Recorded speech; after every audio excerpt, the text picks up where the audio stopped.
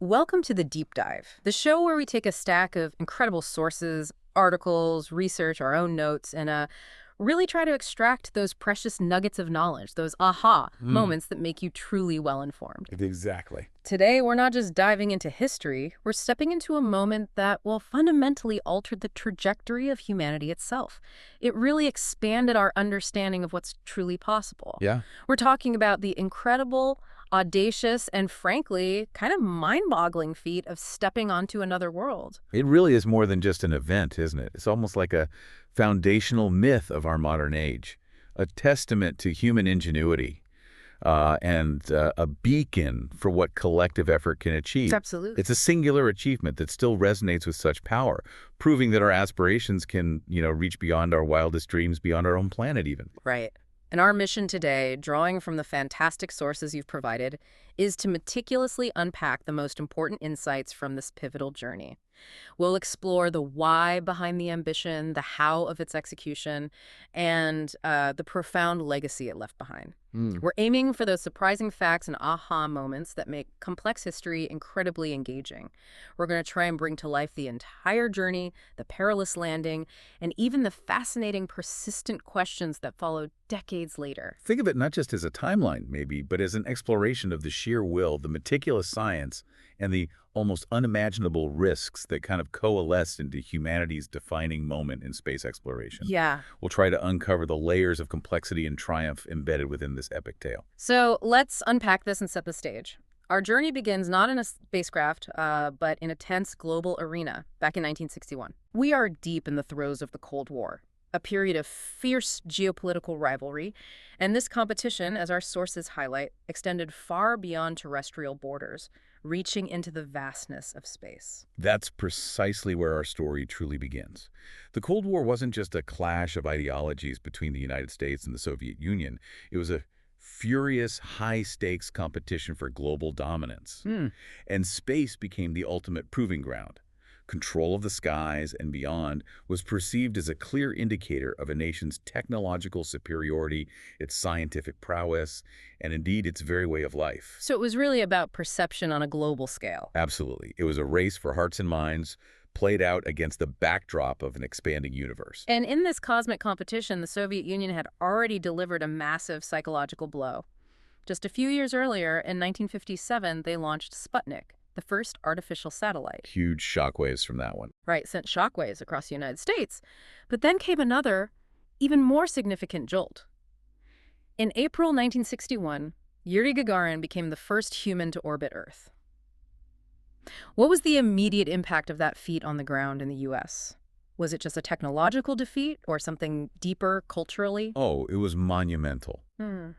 A moment of national reckoning for the United States. Gagarin's flight wasn't just a technological achievement, it was an undeniable psychological victory for the Soviets. Hmm. Like, imagine the scene. A young, vibrant American nation, steeped in innovation and progress, suddenly felt like it was falling behind. Right. The perceived technological gap felt immense, leading to widespread anxiety. It sparked intense debates about the quality of American education, particularly in science and engineering. So it really hit home. Definitely. Gagarin's triumphs essentially solidified the Soviet lead in the space race and truly set the stage for the audacious challenge that would follow from the American side. It ignited this burning desire, almost a desperate need, to catch up and surpass. So the gauntlet was thrown down, and the response came not just from NASA, but directly from the White House. How did President John F. Kennedy's specific declaration change the entire trajectory of the American space program? Kennedy's response was immediate and incredibly determined. Less than a month after Gagarin's flight, May 25, 1961, he stood before a joint session of Congress and delivered what would become one of the most iconic speeches in American history. Okay. He wasn't just responding to a challenge, he was laying down an even grander one. His goal was clear, monumental, and at the time, utterly unprecedented. Oh. Land a man on the moon and return him safely to Earth before the decade was out. Before the decade was out, that's ambitious. Hugely ambitious. And this wasn't just about technological superiority, you understand. It was a nation's commitment to pushing the absolute boundaries of human endeavor, to reclaiming a leadership position in a new, uncharted frontier, and, well, to inspiring an entire generation with a singular unifying purpose. And he famously uttered those inspiring words that still resonate today. We choose to go to the moon. Not because it is easy, but because it is hard. That declaration really propelled the nation, didn't it? It shifted gears from merely responding to Soviet achievements to setting this grand, unprecedented goal of their own. Exactly. What did that particular phrasing achieve in terms of national resolve? Those words were, well, a masterstroke of leadership. Not because it is easy, but because it is hard. Didn't just acknowledge the immense difficulty, it reframed it as the very reason to pursue it. Mm, It implied that facing such a monumental challenge would forge character, drive innovation, and demonstrate American resolve and ingenuity like nothing else could. right. It wasn't just a political statement, it was a philosophical one, signaling a commitment to ambition, perseverance, and intellectual courage. From that moment, the entire nation, from scientists and engineers to ordinary citizens, focused on this singular, seemingly impossible goal. And everything built towards Apollo 11. Every single test, every unmanned launch, every calculation of the broader Apollo program was building towards that one incredible mission we're about to explore, Apollo 11. It represented a truly colossal investment of resources, both human and financial, all aimed at proving that the American system could achieve something truly extraordinary. The scale of that ambition is still almost unfathomable. Okay, let's fast forward 8 years from Kennedy's declaration to the moment the whole world was holding its breath for. July 16th, 1969. You can almost feel the ground shaking just thinking about it. It must have been an awe-inspiring spectacle, a true display of raw power and engineering prowess unlike anything ever seen before. Yeah. The launch took place at Kennedy Space Center in Florida, specifically from Launch Complex 39A. Imagine yourself there, standing miles away, yet still feeling that deep, resonant rumble in your chest as the engines ignited. And what a sight that must have been. Our sources highlight the sheer size of the Saturn V rocket designated SA-506 for this mission, the sixth operational one. This colossal rocket stood almost 110 meters tall. To put that in perspective for you, that's taller than a 30-story building or even the Statue of Liberty. It was just this unprecedented display of power and engineering, a towering monument to human ambition, waiting to defy gravity. Tube truly was a marvel of its time, designed specifically to escape Earth's gravity well and propel humans and all their complex equipment, all the way to the moon. Right. And at precisely 13.32.000 UTC, the 5 mighty F1 engines on the first stage ignited. Think about that. Huh? A launch window measured in seconds, not minutes, for a journey of nearly 250,000 miles. That precision is incredible. It really underscores the level required for a mission where even a slight miscalculation could spell disaster. Yeah. Millions worldwide watched, glued to their television sets or radios, as plumes of smoke and flame erupted from the base. Must have been breathtaking. Slowly, then rapidly, pushing it skyward. It was a truly global event, transcending borders and languages, a shared moment of, breathtaking anticipation. And the sheer mass at liftoff is staggering. 2,923,387 kilograms. That's almost 6.5 million pounds. Just wrapping your head around that kind of weight being propelled into space is mind-boggling. It really is. To put that in perspective, that's roughly the weight of over 400 school buses, Mm. all being pushed against Earth's powerful gravitational pull. It speaks to the immense thrust generated by those 5 F1 engines. Each one produced 1.5 million pounds of thrust. Wow. They were the most powerful single-chamber liquid propellant rocket engines ever developed. And this colossal mass was necessary because they weren't just sending a small capsule, they were sending a complete spacecraft system, A whole package. meticulously engineered to reach the moon, land on it, and then safely return its crew. Every ounce had to be accounted for, every component absolutely critical. And who were the brave souls sitting atop that colossal tower of fire? The 3 pioneers of Apollo 11, a crew whose names are now etched into history, each with a distinct and crucial role. Indeed. The mission commander was Neil Alden Armstrong, a quiet and highly skilled test pilot, renowned for his calm demeanor under pressure. The epitome of cool under fire. Exactly. He was the epitome of precision and control, destined to become the first human to step on another celestial body. Then we had Michael Collins, the command module pilot. His role was absolutely crucial, but also uniquely solitary. Very much so. As the lunar module descended, he would remain in lunar orbit aboard the command module named Columbia. His task was to be the ultimate orbital guardian, the rendezvous point, the safe haven for his crewmates to return to. Yeah. I can only begin to imagine the mix of anticipation, isolation, and immense responsibility he must have felt, orbiting alone, watching his friends embark on the most dangerous part of the mission. His solitude was a crucial component of the mission's architecture. He performed vital navigation and systems checks, ensuring Columbia was ready for the return journey. He couldn't afford any mistakes either. No room for error anywhere. And finally, Edwin Buzz Aldrin, the lunar module pilot. He was the pilot of the lunar module Eagle and would be the second human to walk on the moon. Aldrin, with his engineering background and a PhD in astronautics, brought a highly analytical mind to the mission. Each of these three had distinct, incredibly crucial roles. All vital. Collins is the orbital guardian, Armstrong and Aldrin as the lunar explorers. Their synergy and trust in each other were paramount. So once they launched and the mighty Saturn V had done its work, what was the actual journey like? It wasn't just a straight shot, was it? No, not at all. As the thunder of the Saturn V faded, the three astronauts were locked into a 3-day journey across the void. What did that interplanetary voyage entail? Was it simply a straight shot, or were there complex orbital dance steps even before they reached the moon? Not a straight shot, no. The transit from Earth to the moon took approximately 3 days, a period filled with critical maneuvers and rigorous checks. After liftoff, the Saturn V first performed about 1.5 Earth orbits. This gave Mission Control one last chance to assess all systems before committing to the translunar injection. Right, the TLI burn. Exactly. Yeah. That was a critical burn, essentially. A precise thrust that launched them out of Earth's orbit and directly towards the moon. Imagine throwing a dart from a moving train, aiming for a tiny target hundreds of thousands of miles away, itself also moving. Wow, yeah. That's the level of precision we're talking about. Precisely. So they orbited Earth a bit first, then got slingshotted towards the moon with incredible precision. And once they got to the moon, it wasn't an immediate landing, right? They did some reconnaissance, some careful circling. Exactly. Upon reaching lunar orbit, the Command and Service Module, Columbia, along with the lunar module, Eagle, didn't just drop down. They performed 31 orbits around the moon before the critical descent phase began. 31 orbits. 31 orbits. This extensive circling allowed them to perform detailed surveys of the landing site, confirm trajectories, fine-tune navigation, and conduct a host of final checks on Eagle itself. It was also a period for the crew to rest, eat, and mentally prepare for the most perilous part of the mission. It really highlights the immense preparation and precision required for such a complex maneuver. Every single one of those orbits contributed to the overall safety and success of the landing. 31 orbits. That's an incredible amount of time to be circling another world, knowing what's ahead. You can feel the tension building, knowing that the ultimate test was still to come. Definitely. And what was ahead was the landing itself on July 20, 1969.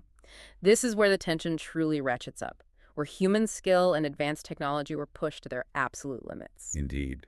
The critical moment began with the crucial maneuver of separating the lunar module, known as LM-5 and named Eagle, from the command module, CM-107, named Columbia. This took place in lunar orbit, setting the stage for the descent. From Michael Collins' perspective in Columbia, he watched as Eagle slowly pulled away, turning to reveal its landing legs. A truly alien sight against the backdrop of the moon. Wow. He was effectively saying goodbye to his crewmates, knowing that for the next few hours, their fate was entirely in their own hands, and his own task was to patiently wait for their return. And this is where Michael Collins' unique, solitary role becomes so profound. While Armstrong and Aldrin were preparing for the most dangerous part of the mission, Collins remained aboard Columbia, orbiting the moon alone. A silent sentinel. Exactly. Yeah. Meticulously monitoring systems, ensuring Columbia was ready for their return. I can only imagine the mix of anticipation and isolation he must have felt, watching his friends descend, knowing his vital task was to be there for their return, a sort of celestial lifeline. His role was just as crucial as the two on the surface.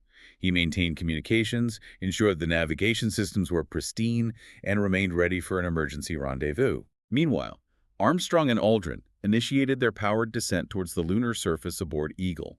And this is where things got very, very tense, pushing the crew and mission control to their absolute limits. Because as they were descending, the astronauts made a revelation that nearly derailed the entire mission.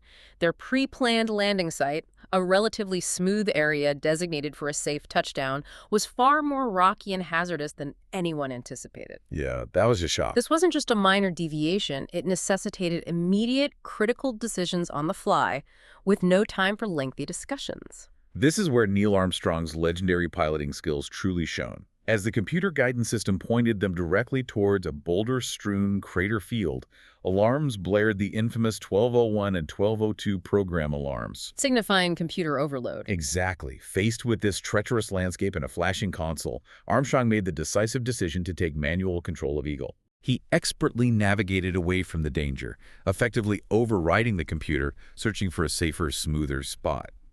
This deviation meant he was flying Eagle further than planned, burning precious fuel. And that manual flying, that unexpected detour, ate up critical fuel. The suspenseful detail here is truly astounding, the critically low fuel supply. Mission Control was calling out 60 seconds of fuel remaining, then 30 seconds. That's it. Our sources say they had only a few seconds of propellant remaining when they finally touched down.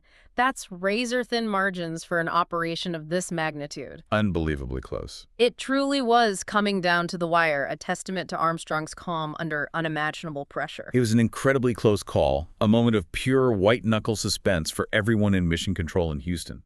The margin for error was virtually non-existent. Yeah. Legend has it that the mission controllers were holding their breath, their eyes glued to the telemetry, knowing that a difference of just a few more seconds could have meant catastrophe. And then, the moment the world collectively held its breath for, the exact time of the lunar landing was 20.17.40 UTC. They found their spot, a relatively flat expanse within a larger region on the moon known to astronomers as the Sea of Tranquility. Tranquility Base. This specific landing location would forever be known as Tranquility Base. And for those of you who appreciate the incredible precision of this feat, especially given the manual override, the coordinates were 0 degrees, 40 minutes, 26.69 seconds in, 23 degrees, 28 minutes, 22.69 seconds in, a pinpoint on another celestial body. Amazing. Reached after an unplanned detour and with fuel reserves scraping empty. The precision here under such duress is almost poetic. And with the craft safely on the surface, Armstrong transmitted those understated yet profoundly impactful words.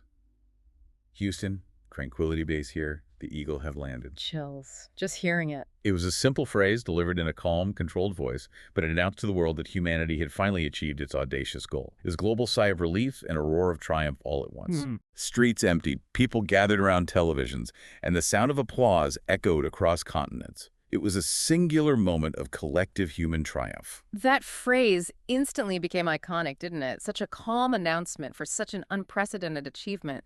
It really set the tone for what was to come. The next, even more profound step for humanity. The moonwalk itself. From the perilous landing, we moved to the moment the entire world was holding its breath for. Humanity's first steps on another celestial body, the realization of a dream thousands of years in the making. This occurred on July 21st, 1969. Interestingly, it wasn't immediately after landing.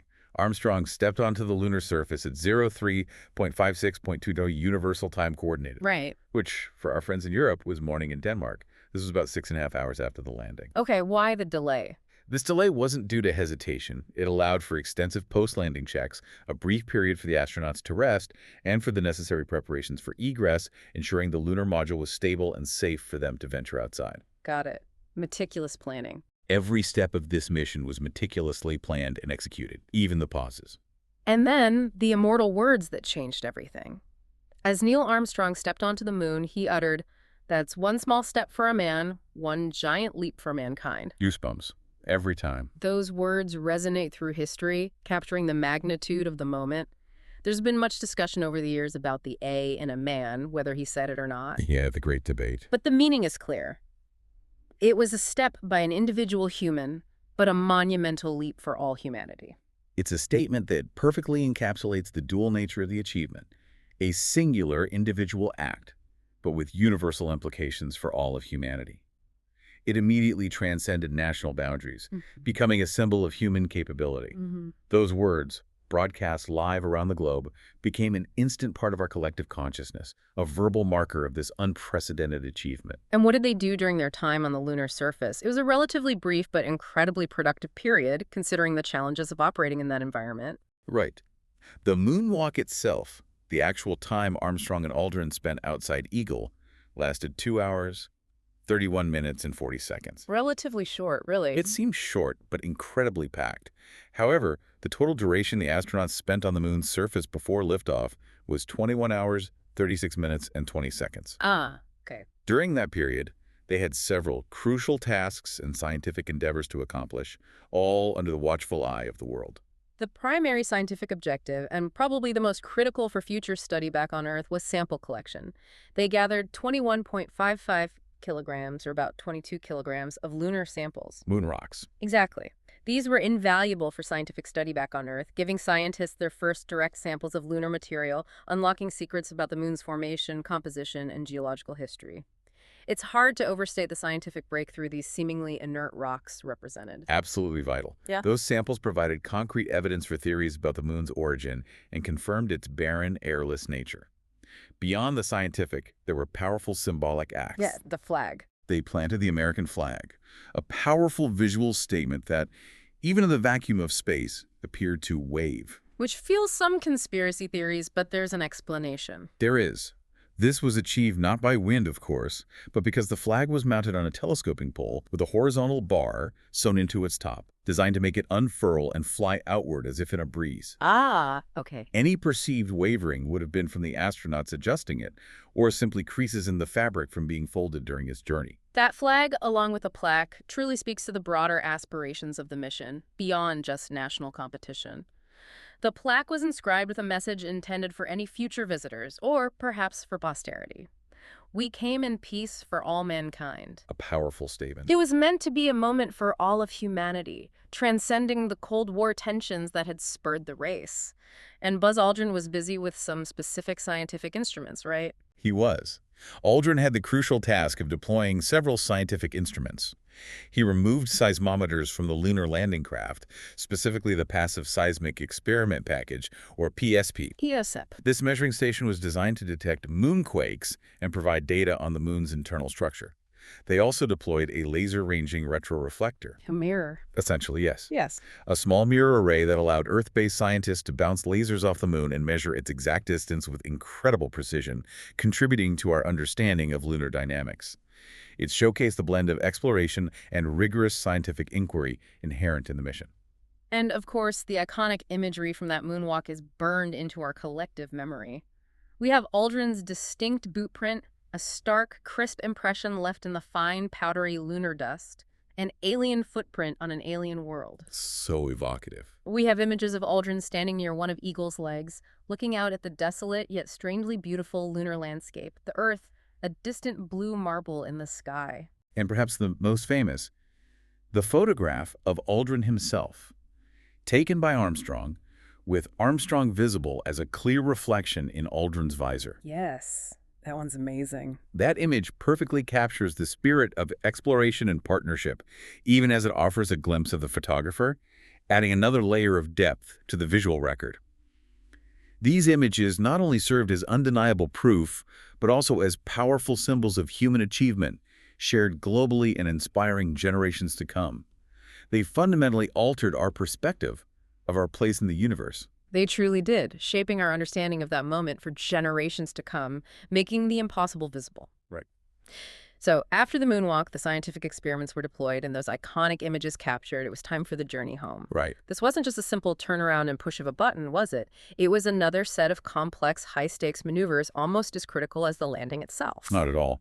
The return journey involved another critical set of procedures, starting with the Eagle's ascent stage, igniting its rocket to lift off from the moon's surface. Lifting off the moon. Incredible.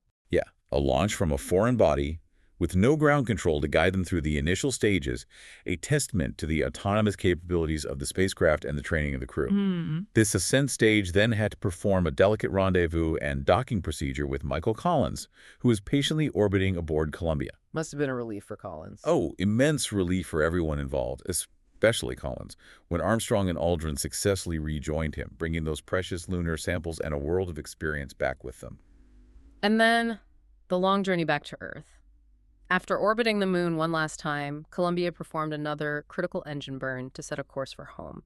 The splashdown in the Pacific Ocean on July 24, 1969, at 16.50.35 UTC was the final act of this incredible saga. Back home. Our sources give the precise coordinates, 13 degrees 19 Ura and 169 degrees 9 W. This was hundreds of miles southwest of Hawaii, where the USS Hornet, a recovery aircraft carrier, was waiting. That marked the official end of the Apollo 11 mission, which had a total duration of 195 hours, 18 minutes, and 35 seconds. Just over 8 days. Think about that. Just over 8 days in space, venturing to another world and back. It was an absolutely remarkable feat of human endurance, technological reliability, and precise navigation, all executed under incredible pressure. Yeah. The images of them bobbing in the ocean, then being hoisted aboard the carrier, completed the story for the millions who had followed their every move. And upon their return, these national heroes were met with a hero's welcome, as you'd expect. But there was also a fascinating and somewhat unexpected post-mission protocol. A 21-day quarantine. Right, the quarantine. What was the thinking behind that, and what was it like for the astronauts after such an epic journey? Yes, that was a truly unique precautionary measure. At the time, there was a hypothetical danger of potential moon bacteria. Moon bugs. Pretty much. Ah. While highly improbable, the scientific and medical community simply didn't know if any unknown extraterrestrial pathogens might exist on the moon. Venturing into the unknown meant they had to consider every possible risk, no matter how remote. Makes sense. So the quarantine was implemented to ensure they didn't bring back any unforeseen contaminants that could pose a threat to Earth's biosphere. They spent those 21 days in a specially designed mobile quarantine facility, a converted Airstream trailer. An Airstream? Really? Yeah. And later in a lunar receiving laboratory. Imagine going to the moon and back, only to spend 3 weeks essentially locked in a high-tech RV. Must have been anticlimactic. I imagine so. Fortunately, no moon bugs were ever found, and the quarantine protocols were eventually relaxed for later missions. Speaking of the physical artifacts of the mission, where are they now? What happened to the spacecraft themselves, those vessels that carried humanity's hopes and dreams? Well, the command module Columbia, which carried all 3 astronauts to and from lunar orbit and was their home for most of the journey, is a truly historic artifact. You can see it, right? Yes. After its journey, it became a centerpiece exhibit. It's now on display at the National Air and Space Museum in Washington, D.C. You can see it up close, a tangible piece of that incredible journey, still bearing the scorch marks from its fiery re-entry through Earth's atmosphere. Incredible. And what about the lunar module, Eagle, the part that actually made the historic landing on the moon? The Eagle has a 2-part fate. The lower part, the descent stage, which held the landing legs and the scientific instruments Aldrin deployed, remains on the lunar surface at Tranquility Base. Still there. Still there today, a silent monument to human achievement, a permanent marker of humanity's first visit to another world. Wow. The upper part of the lunar module, the ascent stage, which carried Armstrong and Aldrin back to Columbia after their moonwalk, was abandoned in lunar orbit on July 21, 1969, after the successful rendezvous. So where did it end up? Its ultimate crash site on the moon remains unknown. It's a ghost ship, basically. It's circled for a time before its final, unobserved impact. That's a powerful thought, isn't it? A piece of humanity forever left on the moon, a silent witness to history. But there's an intriguing modern development related to parts of the mission, isn't there? The recovery of F-1 engines. Yes, this is a fascinating modern twist, highlighting the enduring allure of this mission. In 2013, a salvage team funded by IT billionaire Jeff Bezos, The Amazon guy. the Amazon founder and an avid space enthusiast himself, undertook recovery efforts. Using advanced sonar and remotely operated vehicles, they managed to locate and recover 2 Rocketdyne F-1 rocket engines from the Saturn V's first stage. So these are the massive engines that powered the initial launch, the ones that generated that colossal thrust we talked about earlier. Precisely. The Saturn V's first stage had 5 such engines, and after using up their fuel, they would separate and fall into the Atlantic Ocean, sinking to depths of over 14,000 feet. Wow. Deep. Very deep. Yeah. While these recovered engines are undeniably from a Saturn V, our sources note an intriguing ambiguity. It's not definitively confirmed if these specific recovered engines are from the Apollo 11 mission's rocket. Ah, okay. So maybe not. Exactly. Still, it's a testament to the enduring fascination and the ongoing effort to recover pieces of this monumental history, even decades later. It shows how this mission continues to inspire and intrigue even the most visionary minds of our time. That's incredible. Even decades later, people are still trying to bring pieces of that history back, to touch the very engines that propelled humanity beyond its home planet. And what does all of this mean for us, the listeners, today? Beyond being a technical marvel, what's the broader impact and symbolism of Apollo 11 that continues to resonate? It's crucial to understand that Apollo 11 was not just a technological achievement. It was far more than simply putting a man on the moon. It was, in essence, a dream made real. For Hmm. centuries, humanity had looked up at the moon and dreamed of visiting it, writing stories, composing songs, imagining what it would be like. Apollo 11 transformed that ancient aspiration into a tangible, observable reality. It ignited imaginations across the globe. It truly was proof that the impossible can become possible. It serves as an enduring symbol of what humanity can achieve when it truly sets its mind to something grand, pooling its resources and its brightest minds. Yeah, the can-do spirit. It created an Apollo effect, inspiring generations to pursue careers in science, technology, engineering, and mathematics. And it demonstrated the powerful convergence of virtues. What occurs when knowledge, courage, and unwavering will unite.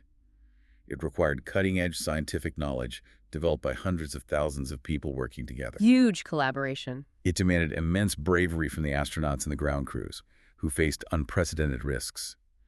And it needed an unwavering national will to commit the vast resources and sustained effort required over many years. When those three elements came together, they unlocked something truly extraordinary, a synergy that propelled humanity forward. And the profound idea that the whole of humanity had moved a step forward. It wasn't just an American achievement, was it? Despite the Cold War context, it became a collective step for everyone on Earth. It absolutely was. Even in the midst of the Cold War, that small step was broadcast globally and inspired people across all nations, demonstrating a shared human capacity for exploration and achievement. Yeah.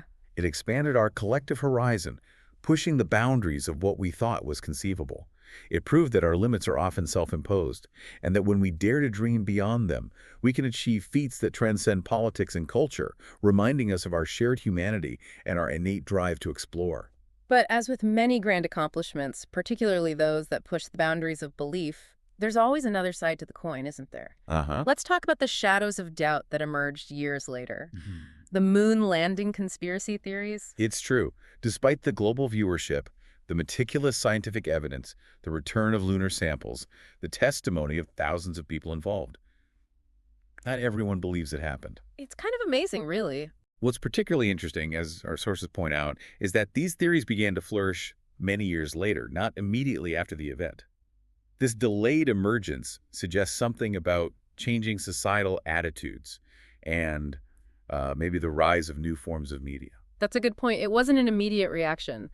So, what are some of the common arguments put forth by these theories, and how are they typically debunked by the scientific community? Well, one of the most pervasive claims is that the entire moon landing was actually filmed in a studio, a grand deception orchestrated by the U.S. government. The Kubrick theory and all that. Right.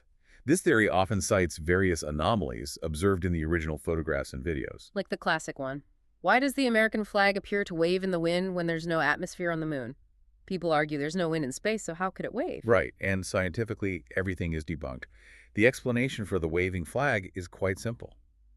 The flag was mounted on that telescoping pole with the horizontal bar sewn into its top edge. We mentioned that earlier. Exactly. Designed specifically to make it fly outward, as if in a breeze, even in the vacuum. This was to ensure it looked impressive for photographs. Any perceived wavering could be from the astronauts adjusting it, or just creases in the fabric from being folded tightly. Okay. And another common one that pops up. Where are the stars in the lunar photographs? If they're in space, surrounded by billions of stars, why don't we see them in the iconic images?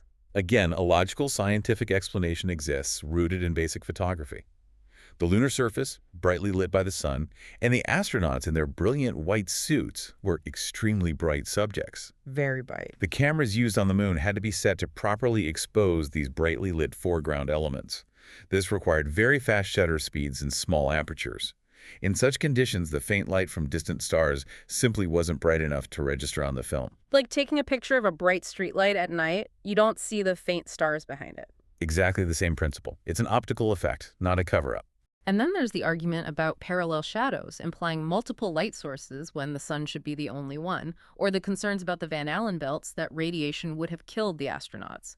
Our sources confirm that scientifically everything is debunked, that logical and scientific explanations exist for all these apparent inconsistencies. Precisely.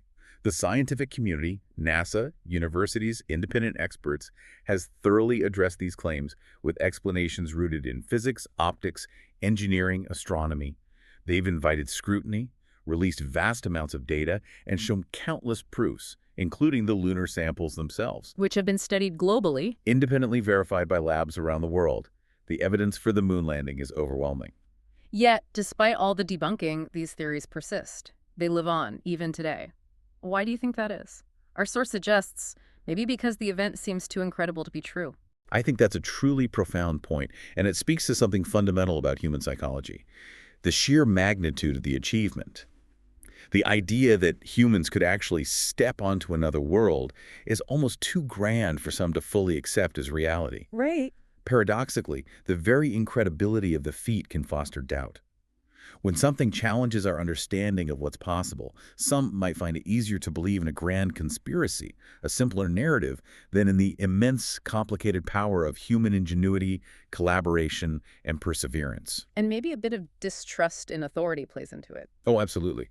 There's also an element of distrust and authority that can fuel such theories, along with the appeal of being in on a secret that others aren't. Conspiracy theories can offer a sense of control or superior knowledge in a complex world. It's fascinating, isn't it? This incredible leap for mankind, which was seen live by hundreds of millions globally, still generates skepticism decades later, even in the face of overwhelming evidence. What does that truly say about us as humans? It says that we are creatures of both immense ambition and also, sometimes, immense doubt. The moon landing was a testament to our capacity for monumental creation, for pushing beyond perceived limits. Mm-hmm. But the enduring theories also reveal an ingrained human tendency to question even the most extraordinary realities, perhaps a need to find a simpler explanation for something so complex and awe-inspiring. It's a part of our collective human nature to both reach for the stars and sometimes question the very ground we stand on. What a journey we've been on in this deep dive. We started with the intense geopolitical urgency that launched Apollo 11, moved through the incredible technical and human feats of landing and walking on the moon, and ended by touching on its lasting impact and even the curious, persistent questions surrounding it. From the Cold War's competitive fire to the sheer brilliance of the Saturn V rocket and the unparalleled courage of the crew, Apollo 11 remains a pinnacle of human endeavor. A story of meticulous planning, breathtaking risk, and monumental payoff, Absolutely. defining a generation and reshaping our understanding of possibility. It truly redefined what was possible for humanity. And as we wrap up, consider this. How does an achievement so grand, so transformative, pushing the absolute limits of human potential, inevitably invite both profound awe and persistent skepticism? What does it truly say about our collective human nature that we both reach for the impossible and at times question its very reality? The journey to the moon wasn't just a physical one, it was a journey into the human psyche, revealing our capacity for both monumental creation and ingrained doubt. What other impossible feats might we achieve, and what new questions will they provoke in the decades to come? Food for thought indeed, and a fascinating lens through which to view human progress. And that's a wrap on this deep dive. Until next time, keep exploring, keep questioning, and keep diving deep.